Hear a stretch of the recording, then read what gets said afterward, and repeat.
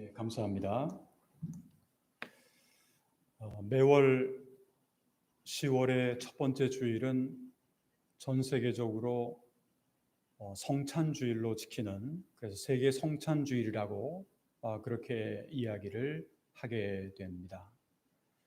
그런데 이제 우리 교회 같은 경우에도 매년 10월 첫 번째 주일이 되면 성찬 예식을 거행하고, 그리고 함께 세계 교회와 마찬가지로 우리가 성찬주의를 지켜왔는데, 작년부터 시작해서 금년에 이르기까지 코로나 상황이라고 하는 것이 굉장히 어려워지는 그런 관계로 인해서 사실은 작년에도 성찬식을 우리가 거행하지 못했는데, 이제 금년에도 이제 10월 1일부로 긴급사태 선언이 해제가 되긴 했습니다만, 그러나 아직도 완전한 단계는 아니기 때문에 저희들 교회에서는 성찬식을 금년까지는 일단은 중지하는 걸로 그렇게 결정을 했습니다. 그래서 오늘은 성찬식을 하지 않는다라고 하는 거 이해를 해 주시고, 그리고 매 때마다 제가 성찬식이 있는 그러한 주일에는 항상 제가 성찬에 관련된 설교를 했었습니다. 그런데 오늘은 성찬식을 하지 않기 때문에 설교 내용도 성찬에 관한 그런 내용을 하지 않고 일반적인 그런 말씀을 드리려고 합니다. 지난 9월 달은 이제 우리 교회에서 교회 창립 기념주일이 있는, 그래서 96주년이라고 하는 그런 그 기념주일을 지난 주일에도 우리가 드렸고, 그래서 지난 9월 달 한 달 동안에는 가능하면 이제 교회 창립 기념주일이 있다 보니까 이 교회론에 대해서, 교회가 도대체 뭔가 하는 교회론에 대해서 특별히 이 코로나 상황 속에서 교회라고 하는 것을 우리가 어떻게 이해하면 좋을까 하는 것에 대해서 하나의 키워드로 말씀을 드렸습니다. 근데 이번 10월 달에는 제 나름대로 기도하면서 생각한 것이, 이제 이번 10월 달에는 여러분들이 잘 아시는 것처럼 종교개혁 기념 그러한 주일이 있기도 해서 믿음이라고 하는 것을 다시 한번 우리가 생각을 해보자. 종교개혁 가운데 가장 중요한 단어 중에 하나가 솔라 피데라고 하는, 믿음으로만이라고 하는 그러한 말이 있게 되는데, 이 믿음으로만이라고 하는 그런 것을 우리가 특별히 이 코로나 상황 속에서 이 믿음으로만이라고 하는 그런 단어를 우리가 어떻게 이해하면 좋을까 하는 그러한 생각에 대해서 이번 5월달, 이번 10월달 한 달 동안은 가능하면 제가 믿음에 대한 말씀을 좀 드리려고 합니다. 우리는 지난 9개월을 우리가 잘 보내고 결실의 계절이 시작되는 10월을 맞이했는데, 정말 이 가을에 오늘까지 살아오면서 내 신앙의 모습이 그냥 이대로 계속해서 가도 되는 건가? 코로나라고 하는 그러한 여러 가지 그런 이유를 들어서 우리가 믿음 생활을 해왔지만 과연 우리의 믿음이 열매 맺는 그러한 신앙이라고 할 수가 있을까 하는 그런 것에 대해서 다시 한번 우리가 체크를 해볼 필요가 있다라고 하는 그런 생각을 하게 되었습니다. 오늘 우리가 함께 읽은 성경 말씀, 이 사도행전 19장에 나와 있는 이 배경은 에베소라고 하는 그런 지역이 배경이 나오게 되는데, 이것은 이제 사도 바울이 전도 여행을 몇 차로 그렇게 하게 되는데 3차 전도 여행의 첫 번째 지역이 바로 이 에베소라고 하는 그러한 지역이었습니다. 그런데 바울이 에베소에 도착했을 때 그곳에는 이미 예수를 믿는 사람들이, 따르는 사람들이 있었다라고 하는 거죠. 오늘 성경 말씀 1절을 보게 되면 아볼로가 고린도에 있을 때 바울이 윗지방으로 다녀 에베소에 와서 어떤 제자들을 만나, 그렇게 기록이 되어 있습니다. 이것은 뭐냐면 바울이 에베소라고 하는 지역에 도착하기 전에 아볼로라고 하는 사람, 아볼로라고 하는 그러한 선생이 에베소에서 예수님에 대해서 계속해서 가르치고 있었다라고 하는 겁니다.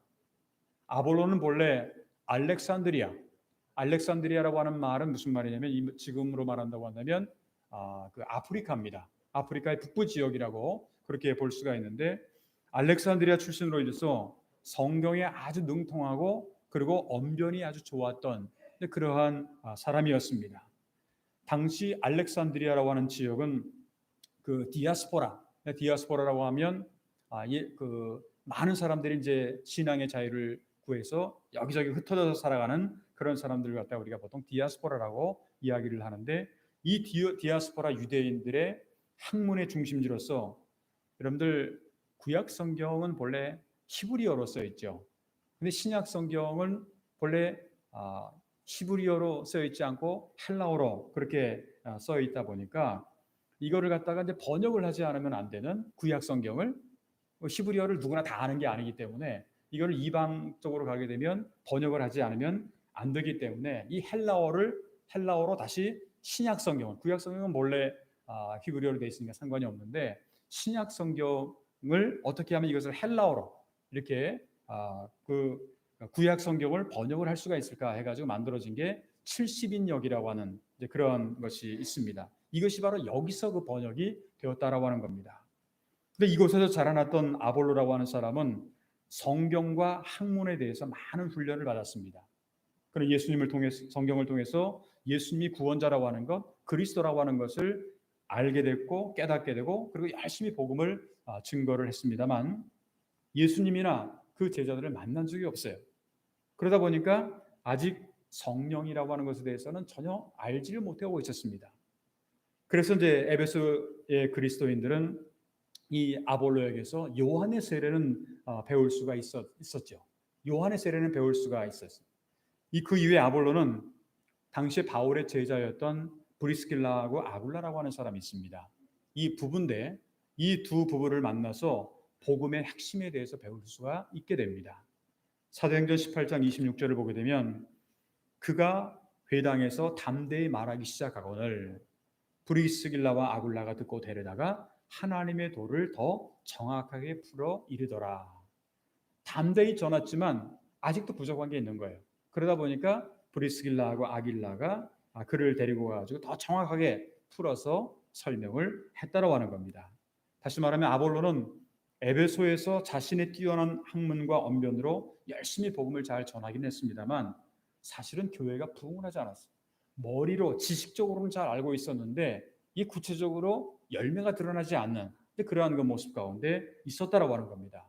바로 이러한 때 사도 바울이 에베소를 방문하게 되었고 그곳에는 이미 한 12명 정도의 크리스찬들이 있었다라고 하는 것이 오늘 성경 말씀에 기록되어 있습니다. 그런데 사도 바울의 입장에서 가만히 보니까 자기들은 그리스도인이라고 얘기를 해요. 그리고 하나님을 믿는다고 얘기를 하는데 좀 보니까 이게 좀 다른 거예요. 몇 가지 문제점이 있었다라고 하는 것을 알게 됩니다. 한 예를 든다면 오늘 성경 말씀 2절에 보게 되면 바울이 이렇게 얘기를 하죠. 이르되 너희가 믿을 때에 성령을 받았느냐? 이르되 우리는 성령이 계심도 듣지 못하였노라. 그리스도인이라고 하면 당연히 성령에 대해서 알아야 되는데 우리는 성령을 들어본 적이 없다라고 하는 그런 대답을 하고 있습니다. 우리가 이제 신앙생활을 하면서 신앙생활 가운데서 중요한 것 중에 하나가 뭐냐면 하나님을 믿을 때 그냥 입술로만 믿는다라고 하는 건 이것이 아니라 사실은 구체적인 믿음의 증거가 필요합니다. 구체적인 열매가 필요하다는 얘기죠. 그냥 말로만 믿는다라고 하는 건 누구도 다 할 수 있는 얘기예요. 그러나 정말 진짜 신앙인이라고 한다면 거기에 대한 분명한 증거 그리고 믿음의 내용, 열매 이런 것이 나타나야 된다고 하는 겁니다. 그래서 오늘은 결실의 계절이 시작되는 이 10월의 첫 번째 주일을 우리가 맞이하면서 우리가 하나님을 믿는다고 할 때 우리에게 필요한 신앙의 구체적인 내용 아니면 열매, 믿음의 구체적인 내용과 열매가 무엇인가에 대해서 함께 생각해 보면서 오늘은 믿음의 증거라고 하는 제목으로 말씀을 드리고자 합니다. 그러면 우리가 하나님을 믿을 때 우리에게 필요한 믿음의 구체적인 증거라고 하는 것은 어떠한 것들이 있을까? 오늘 성경 말씀은 우리에게 어떠한 내용들을 가르쳐주고 있을까에 대해서 몇 가지로 말씀드린다고 한다면 먼저 우리가 하나님을 믿을 때 그 증거로서 그분의 영인 성령을 받고 그리고 성령의 충만한 삶을 살아가는 것이 중요하다고 하는 겁니다. 오늘 성경 말씀 2절을 다시 한번 보게 되면 이르되 너희가 믿을 때 성령을 받았느냐? 이르되 아니라 우리는 성령이 계심도 듣지 못하였노라.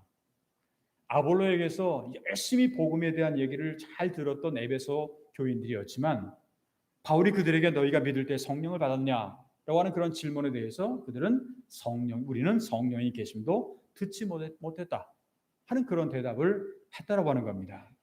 그들은 예수를 믿는다고는 했지만 예수의 영인 성령이 충만하지 않았고 성령의 영이 인도되지 않았다. 그러다 보니까 예수는 믿었지만 여전히 능력도 그리고 여전히 부흥도 나타나지 않는, 열매가 나타나지 않는, 증거가 나타나지 않는 그러한 신앙생활을 할 수밖에 없었다라고 하는 겁니다. 우리가 예수를 믿고 구원을 받은 후에 하나님의 자녀로서 정말 승리하는 그러한 삶을 살아가려면요, 그 증거로서 반드시 성령의 인도하심을 받아야 된다라고 하는 겁니다. 무엇보다도 우리가 죄와 싸워 이기고 하나님이 원하시는 거룩한 삶을 살아가기 위해서는요, 지속적으로 성령의 인도하심을 받고 성령의 충만함을 받아야 된다고 하는 겁니다. 그러기에 사도행전 1장 4절 5절을 보게 되면 사도와 함께 모이사 그들에게 분부하여 이르시되 예루살렘을 떠나지 말고 내게서 들은 바 아버지께서 약속하신 것을 기다리라. 요한은 물로 세례를 베풀었으나 너희는 몇 날이 못되어 성령으로 세례를 받으리라 하셨느니라. 그렇게 말씀을 하고 있죠. 죄인인 우리 인간은요, 스스로의 힘으로는 이 죄의 유혹을 이길 수가 없어요. 여러분이나 저나 이 세상에 유혹이 얼마나 많이 있습니까? 근데 내 힘 가지고서는 이것을 이겨나갈 수가 없어요. 왜? 우리는 항상 넘어질 수밖에 없는 연약한 존재이기 때문에 그렇습니다. 그런데 성령의 인도하심을 받고 성령이 충만하게 된다고 한다면 우리는 내 힘이 아닌 그분의 힘으로 인해서 세상을 이길 힘을 얻게 되고 세상의 수많은 죄악과 그리고 수많은 유혹을 물리칠 수가 있게 된다고 하는 겁니다. 우리가 성령으로 인도하심을 받게 되면 우리를 넘어뜨리려고 하는 마귀의 싸움에서 이길 수가 있는 것입니다. 그러나 예수님을 믿은 뒤에도 성령의 인도하심을 받지 않으면요, 항상 자신의 욕심, 자신의 감정, 그리고 그것만 만족시키기 위해서 살아가게 되는 거예요. 교회는 나오죠. 신앙생활을 한다 그러죠. 그러나 결국 가만히 보게 되면 그 내용을 보게 되면 내 욕심, 내 생각, 내 판단, 내 것만을 다 주장하려고 하는 그런 것들을 위해서 살게 된다고 하는 겁니다. 그런데 반대로 성령이 우리에게 충만하게 되면 자신의 욕심과 감정을 이겨나가게 되고 어떻게 하면 이것을 하나님의 뜻대로 살 수가 있을까를 날마다 몸부림하고 그 뜻대로 살아가게 된다고 하는 겁니다. 그렇기 때문에 사도 바울이 한 유명한 말이 있죠. 에베소서 5장 18절을 보게 되면 술 취하지 말라. 이는 방탕한 것이 오직 성령으로 충만함을 받으라. 왜 이런 말씀을 권면했을까요? 물론 여기 술 취하지 말라라고 하는 것을 어떻게 보면 뭐 요즘에 말하는 그 술만 말하는 것은 아닐 거라고 저는 생각을 해요. 이 세상의 것에 취하지 말아라. 요즘에 그 긴급사태 선언이 해제됨으로 인해서 이 양조 회사에서 완전 기쁨을 얻어가지고 야 이제는 술을 제공할 수 있다 그래가지고 이제 그 길을 걷다 보면은요, 그냥 사람들이 정말 뭐 오랜 기간 동안에 술을 못 마셨던 사람들이 술을 마시려고 하는 어떤 그런 모습을 보면서 특별히 금요일 날 토요일 날 저녁 같은 데 가보게 되면 길거리 지나가다 보면은요, 참 그 오랜만에 좀 물을 만난 기분으로 그렇게 물을 만난 고기처럼 그 기분으로 많이 살게 되는데, 근데요, 저는 술이 좋다 나쁘다 그런 차원을 떠나서 이 세상이나 죄나 여러 가지 방탕한 것에 취하지 말라라고 하는 겁니다. 그런 권면을 바로 바울은 하게 된 거죠. 우리 마음에 성령이 임하면 어떻게 될까요? 여러분들의 제가 얼굴을 지금 다 보고 있는데 여러분들의 얼굴 보게 되면 어떤 분들은 세상 근심을 다 혼자 지고 가는 얼굴을 하는 사람이 있고요. 어떤 분들은 그냥 기쁜 마음으로 그냥 애가하는 분들도 있고요. 어떤 분들은 이것도 저것도 아니고 그냥 적당하게 하는 그런 분들이 있는데 가장 중요한 게 뭐냐면요. 성령이 임하면 내 마음속에 내 얼굴 속에 기쁨이 나타나게 된다라고 하는 겁니다. 그냥 교회 왜 나오느냐? 하나님 왜 믿습니까? 왜 믿습니까? 라고 한다면 그냥 지옥에는 가고 싶지는 않고 그래서 그냥 억지로 교회를 이렇게 다닌다 하는 어떤 그런 것이 신앙생활이 돼서는 곤란하다는 얘기입니다. 그것이 아니라 마음 깊은 곳에서 우러나오는 감사, 찬양, 기쁨 이런 것을 가지고 우리는 예수님을 따라가야 되지 예수 믿는 게 쉽지는 않지요. 그러나 예수 믿는 것이 우리에게 얼마나 큰 복이 되는 건지를 아는 사람들은요, 이게 별로 고난이 그렇게 힘들지 않아요. 왜? 예수님도 우리를 위해서 아무 죄도 없는데 그렇게 십자가에 못 박혀지고 그렇게 맞고 두드려 맞고 한 그런 것도 있었는데, 그러니까 우리는 얼마나 죄덩어리입니까? 우리가 사실 더 많이 맞아야 되죠. 그럼에도 불구하고 예수님은 그렇게 안 하셨던 분이라고 하는 걸 안다고 한다면, 우리가 그분 앞에 그분을 따라가려면 어떠한 고난이 있다고 해도 그것은 우리가 감수하면서 가야 되는 거지요. 우리가 또한 형식적인 감사가 아니라 진정으로 감사함. 많은 사람들이 그렇게 얘기할 거예요. 아니, 요즘 같은 경우에 감사의 조건이 있습니까? 라고 하는 그런 말을 하는 분들이 있을지도 모르겠습니다. 그런데요, 여러분들 오늘까지 살아온 것만 하더라도, 생명이 연장된 것만 하더라도, 여러분들은 저도 마찬가지예요. 감사의 조건이 되죠. 그냥 기준을 갖다가 맨 위에다 올려놓으면 감사할 게 하나도 없어요. 근데 맨 밑바닥에다 갖다 놓으면요, 빈손으로 왔던 우리들 지금 이 세상에서 얼마나 많은 것을 경험하고 얻고 누리고 살고 있는가 하는 것을 생각한다고 한다면, 우리는 진정한 감사의 삶을 살아갈 수가 있는 거죠.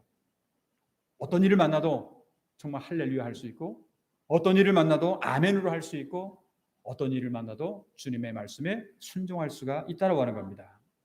우리 마음에 성령이 임하면 이와 같이 기쁨이 넘치게 된다라고 하는 거죠. 성령 충만을 받아야 사실은요, 믿음의 확신이 생깁니다. 교회를 다니는 거하고 믿음의 확신이 생긴 거하고 좀 다른 얘기입니다. 근데 믿음의 확신이 생기면 또 뭐가 생기냐면요, 능력을 얻게 돼요. 왜냐하면 성경의 약속이잖아요.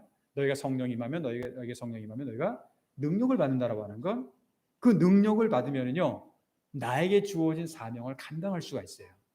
그리고 그런 사람들이 함께 모이다 보면 교회는 자동적으로 부흥할 수밖에 없는 그러한 것입니다. 초대교회가, 여러분들 성경의 역사를 통해 잘 보시겠습니다만, 왜 그렇게 부흥을 잘했을까? 왜? 그 상황은요, 굉장히 로마 제국의 박해와 어려움과 고난이 너무너무 많았던 시대입니다.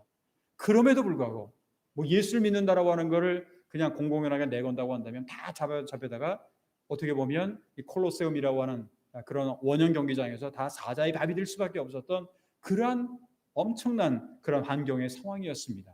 그럼에도 불구하고 교회가 계속해서 부흥했다고 하는 것은 사람의 능력은 아니라고 하는 거지요. 오늘 성경 말씀에 보게 되면 6절 7절에 보게 되면 초대교회 부흥의 비결이 바로 성령의 역사였다라고 하는 것을 우리가 알 수가 있습니다. 바울이 그들에게 안수하며 성령이 그들에게 임하심으로 방언도 하고 예언도 하니 모두 12사람쯤 되니라.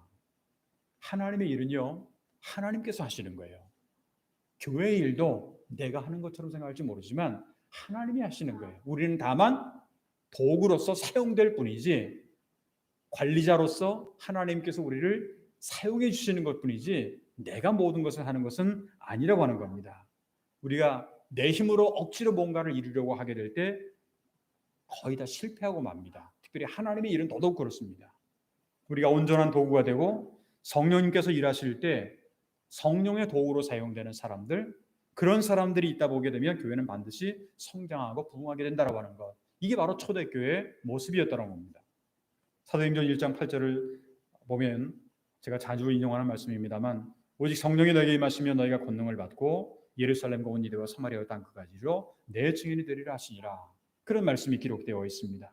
우리가 하나님을 믿을 때에는 그 믿음의 증거가 필요해요. 믿음의 증거가 필요한데 그 증거가 뭐냐?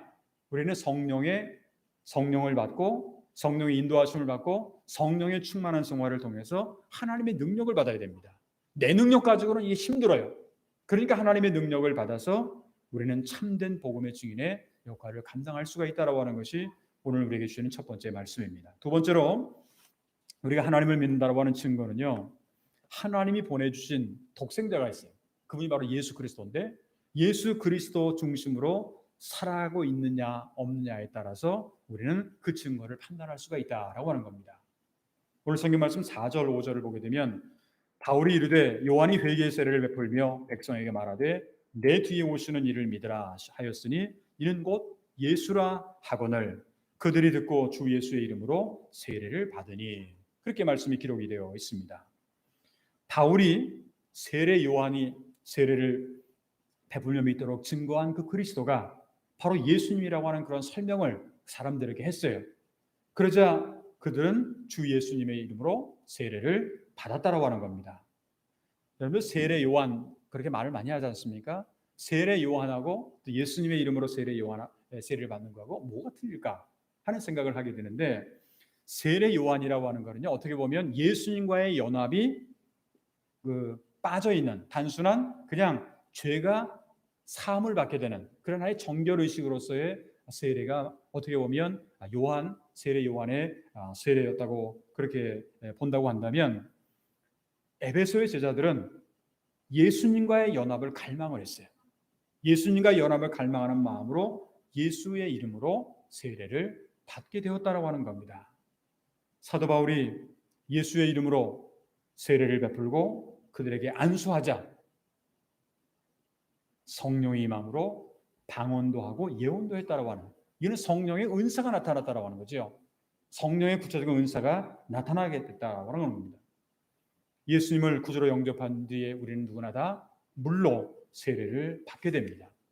물로 세례를 받게 된다고 하는 것은 우리가 예수님의 사람으로 살겠다고 하는 결심을 하나님과 사람들 앞에서 공표하는 외적인 의식입니다. 그런데 우리가 이렇게 믿을 때에는요, 세례 받은 것으로만 끝나서는 곤란해요. 제가 이제 교회에서 가끔 세례 받는 분들을 위해서 세례 공부를 그렇게 미리 시키는 경우가 있는데, 많은 사람들이 세례를 받으면 그냥 이게 끝인 줄 알아요. 근데 어떻게 보면 세례는요, 정상적으로 하나님 앞에서 이제는 내가 주님의 자녀다라고 하는 것을 시작하는 출발점밖에는 안 된다라고 하는 겁니다. 물론 세례 안 받는 것보다는 세례를 받는 게 좋지만, 그러나 세례 받는 것이 모든 게 끝이다라고 하는 것이 아니라고 하는 거예요. 그 다음에 뭐가 필요하느냐? 바로 성령의 인도하심과 역사가 필요하다라고 하는 겁니다. 우리의 육체는요, 물로 세례를 받고 우리의 속사람은 날마다 성령으로 거듭나야 된다라고 하는 겁니다. 우리가 성령으로 충만하게 되면요, 우리를 통해서 예수님이 나타나게 돼요. 우리를 통해서 예수님이 나타나게 된다. 왜냐하면 성령이야말로 예수님의 영이기 때문에 그렇습니다. 바울의 유명한 고백이 있지 않습니까? 이제는 내가 산 것이 아니요 내 안에서 그리스도께서 사신 것이라 하는 그런 고백이 있는 거죠. 성령 충만이라고 하는 것은 예수 그리스도의 영으로 충만한 것이고, 예수 그리스도의 영으로 충만하다고 하는 것은 우리의 생각과 우리의 뜻이 예수님의 생각과 예수님의 뜻으로 전부 바뀌어진다라고 하는 것을 의미한다라고 하는 겁니다. 성령이 우리 안에 거하게 되면 우리는 예수 그리스도의 중심된 삶을 살아가게 된다라고 하는 겁니다. 요한복음 14장 26절을 보게 되면, 보혜사 곧 아버지께서 내 이름으로 보내실 성령, 그가 너희에게 모든 것을 가르치시고 내가 너희에게 말한 모든 것을 생각나게 하신다 하리라 라는 말씀입니다. 성령은 바로 오직 예수 그리스도에 대해서만 말씀을 하는, 왜냐하면 보혜사 성령은 진리 되신 예수님을 증거하는 진리의 영이기 때문에 그렇습니다. 요한복음 15장 26절을 보게 되면, 내가 아버지께로부터 너희에게 보낼 보혜사 곧 아버지께로부터 나오시는 진리의 성령이 오실 때 그가 나를 증언할 것이요. 그가 나를 증언한다. 이게 무슨 말이죠? 성령이 예수님인 본인을 증거한다. 그러니까 성령은 진리의 영으로 우리를 진리 되신 예수님께로 인도하고, 그리고 예수님을 더 잘 알게 하고 더 잘 믿게 하는 그러한 역할을 바로 성령이 한다라고 하는 겁니다. 그리고 성령은 예수님만 증거하고 예수님만을 높이는 삶을 살게 한다라고 하는 거죠. 우리가 성령으로 충만하게 될 때 성령의 은사가 나타나게 되고, 또한 생활 속에서는 성령의 열매를 맺게 됩니다. 성령의 열매는 여러분들이 아마 성경을 더 잘 아시겠습니다만, 우리가 예수님을 믿을 때 나타나는 인격적인 성품이라고도 볼 수가 있어요. 갈라디아서 5장 22절로부터 23절 전반절에 보게 되면, 오직 성령의 열매는 사랑과 희락과 화평과 오래 참음과 자비 양성과 충성과 온유와 절제. 사실 이런 것들은요, 우리가 생활 속에서도 일반 살아가면서 우리가 맺으면 좋은 거지만, 그러나 이것은 바로 성령의 열매라고 하는 거죠. 성령의 열매가 얼마나 멋진 그러한 내용들이 있는가 하는 것을 여러분들이 잘 알 수가 있습니다. 우리가 성령의 열매를 특별히 가을이 되고 하면서 풍성하게 맺게 될 때 우리의 삶 속에는 믿음의 구체적인 증거가 나타나게 되어 있습니다. 정말 저 사람이 정말 하나님을 제대로 믿고 있는가라고 하는 것은 그 사람의 열매를 보면 알고, 그 사람의 열매를 보면 그 사람이 어떤 사람인지를 알게 되고, 이것이 바로 믿음의 증거고, 그리고 예수님이 중심이 되고 그리고 신앙생활 속에서 믿음의 열매를 잘 맺어간다라고 하는 것, 이것을 우리가 알 수 있어야 됩니다. 이것이 바로 믿음의 증거에 대한 두 번째 얘기입니다. 세 번째, 마지막으로 우리가 믿을 때에 나타나는 증거는요, 말씀을 통해서 풍성한 열매를 맺게 된다라고 하는 겁니다. 오늘 성경 말씀 18절로부터 10절까지 보게 되면 이런 말씀이 기록되어 있습니다. 바울이 회당에 들어가 석 달 동안 담대히 하나님 나라에 관하여 강론하며 권면하되, 어떤 사람들은 마음이 굳어 순종하지 않고 무리 앞에서 이 도를 비방하거늘 바울이 그들을 떠나 제자들을 따로 세우고 두란노 서원에서 날마다 강론하니라. 10절의 말씀, 2해 동안 이같이 하니 아시아에 사는 자는 유대인이나 헬라인이나 다 주의 말씀을 듣더라. 그렇게 말씀이 기록되어 있습니다. 사도 바울은 에베소라고 하는 지역에서 초기에 사역을 하게 될 때 회당이라고 하는 것, 회당이라고 하는 건 여러분들 잘 아시는 것지만 유대교 사람들이 항상 모이는 교육의 장소, 그걸 회당이라고 얘기를 하는데, 회당에서 복음을 전했는데 그러다 보니까 문제가 생겼어요. 그 문제가 뭐냐면 유대인들의 생각에서 보는 거하고 이 바울이 가르치는 거하고 좀 달라요.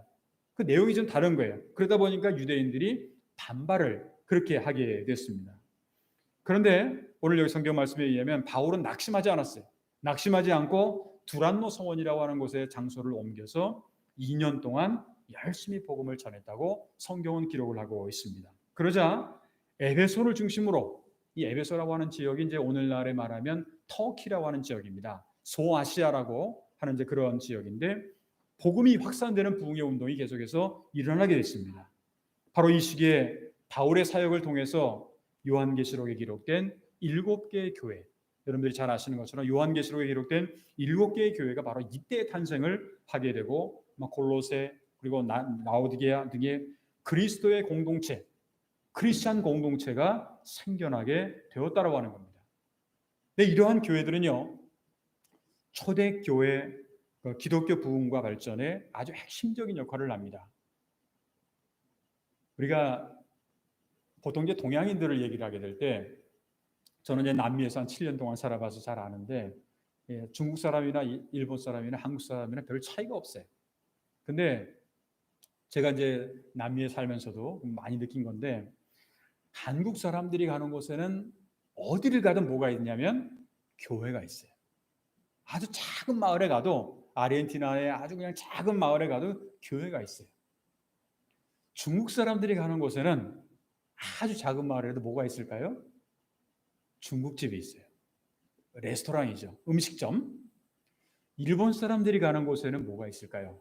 일본 사람들이 가는 곳에는 전자제품이라든가 자동차 산업, 이런 것들을 세계적으로 유명하다 보니까 이제 그렇게 해요. 근데 여기서 말씀드리고 하고 싶은 거는 뭐냐면, 한국 사람들이 가는 곳에는 교회가 반드시 이렇게 생겨나게 된다라고 하는 이제 그런 것을 이제 볼 수가 있는데, 초대교회 당시에도 여러 지역으로 가다 보니까 이 사람들이 함께 모여서, 크리스찬들이 모여서 가다 보니까 그들이 모이는 곳곳마다 뭐가 생겼냐?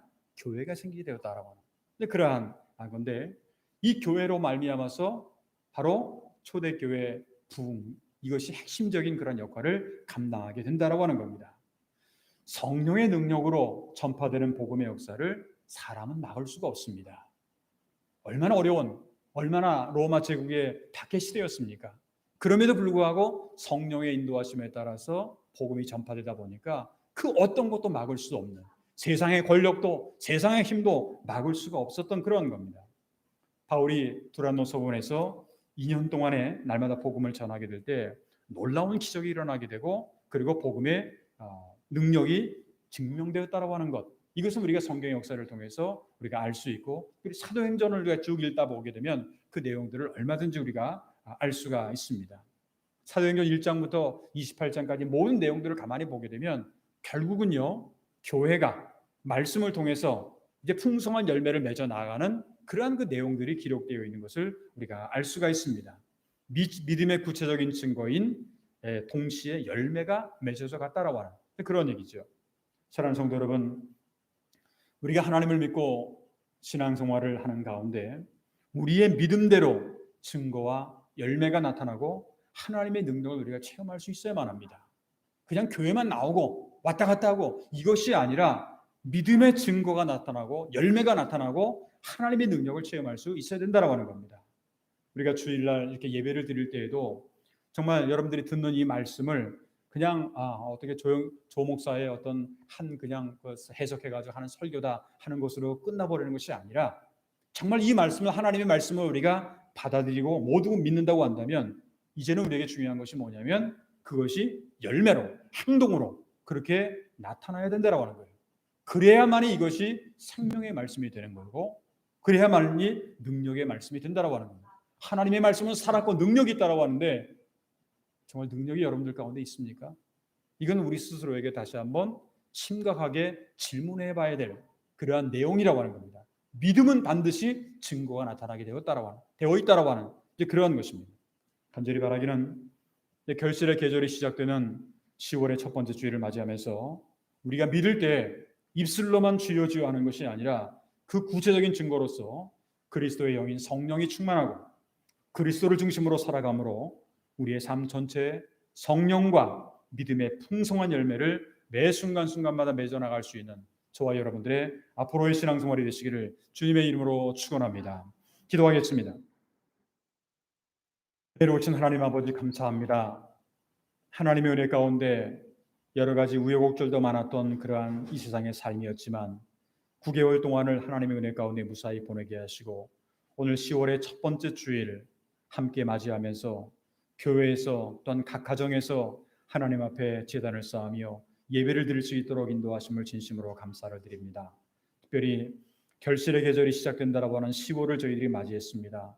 10월의 첫 번째 주를 우리가 맞이하면서 정말 우리가 믿음 생활을 하는 우리가 그 구체적인 증거를 우리가 얼마나 가지고 있는지 다시 한번 우리 자신들의 신앙생활을 되돌아보게 하여 주시옵시고 성령을 받고 성령 충만한 생활을 하게 하시며 하나님의 독생자 예수 그리스도를 중심으로 생활하는 그런 저희를 낼 수 있도록 인도하여 주시옵소서. 또한 말씀을 통해서 날마다 풍성한 열매를 맺으며 이 열매를 통해서 하나님의 말씀이 살아있다라고 하는 그 하나님의 능력을 체험하는 우리의 모든 성도들이 될 수 있도록 주여 인도하여 주시옵소서.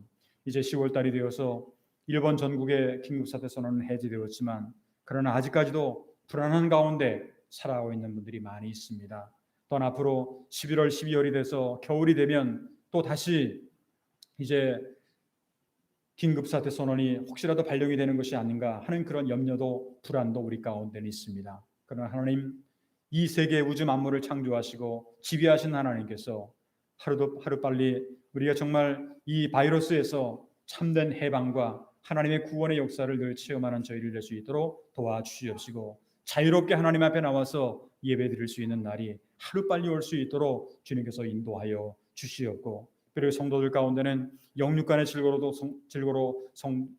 고통당하는 그런 성도들 질병 가운데 방황하는 성도들 여러 가지 남에게는 말할 수 없는 고민 가운데 살아가는 성도들도 많이 있습니다. 한 번 한 번 처해져 있는 환경과 상황은 다를지라도 하나님께서 그들에게 필요한 은혜를 베풀어 주시옵시고 치유와 회복의 은총을 날마다 허락하여 주시기를 간절히 원하고 기도하옵나이다. 오늘도 2부 예배에 참석한 성도들 그리고 라이브 예배를 통해서 하나님 앞에 예배를 드리는 모든 성도들 한 분 한 분을 주님께서 기억하여 주시옵시고 일주일 동안 그리고 이 한 달 동안 우리가 걸어가는 모든 발걸음 속에 늘 하나님께서 함께 동행하여 주시어서 어떤 어려운 환경, 어떤 고통스러운 환경이 있다고 하더라도 믿음을 통해서 모든 것을 슬기롭게 승리해 나갈 수 있는 우리 모든 성도들의 한 걸음 한 걸음의 발걸음이 될 수 있도록 주님께서 인도할 줄 믿사옵고 감사하며 주 예수 그리스도 이름으로 간절히 축복하며 기도하옵나이다. 아멘. 우리 다 같이 그 자리에서 일어나셔서 찬송가 542장 1절만 부르시고 준비하신 예물